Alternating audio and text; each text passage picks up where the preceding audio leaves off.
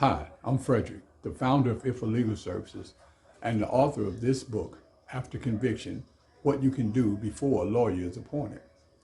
I spoke with you recently about the importance of this book to the numerous women and men wrongfully convicted, currently incarcerated in a state prison anywhere in the country. Recently, the United States Supreme Court rendered a decision on May 23rd of this year that may have increased the value and importance of this book. The court basically held that the restrictive measures enacted in the Anti-Terrorism and Effective Death Penalty Act of 1996, they just reaffirmed it by saying that the federal courts should follow the state court rulings. This case stems from a case out of Arizona, Shinn versus Rameriz. And another case was held in Shinn versus Jones. It consolidated two cases. Basically, it's saying that the state courts had the first opportunity to consider any issue before it's brought to the federal courts. In this particular case, Shinn versus Rameriz, Mr. Rameriz and Mr. Jones both had alleged claims of ineffective assistance of counsel. However, they had not fully presented or developed those claims in the state court.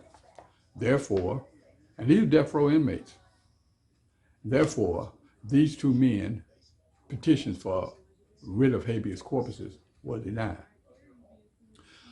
I'm back on here today telling you because whether you order this particular book for your loved one who's been wrongfully convicted in any state prison at the present time, whether you order this book or not, there are certain things that I believe that you should confer and instruct your loved one to do.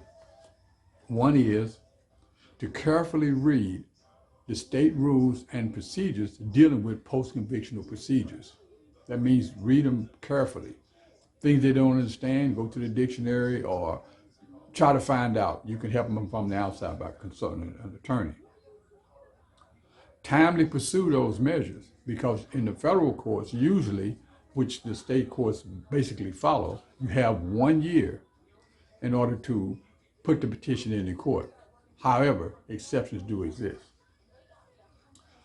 Once in court, they should request a hearing on every motion that they file and ask the court to issue a findings on that particular issue. This is in order to fully develop and to get a hearing or ruling in the state court on that question.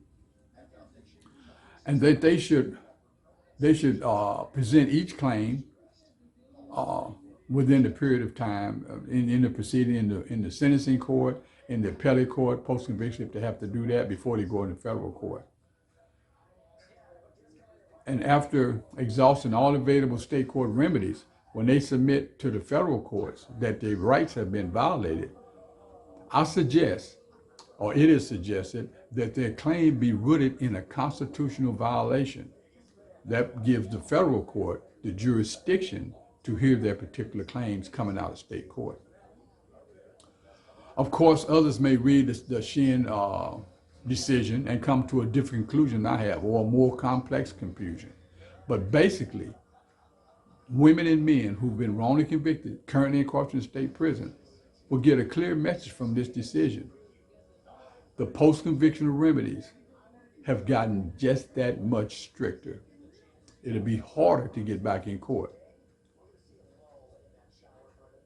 So, whether you order my book or not, if you want to help your loved one to help themselves, order them a copy of this book for informational purposes only, if they need to know how or what steps to properly take. And order one for yourself too. For short of God's intervention, knowledge is our best defense against injustice.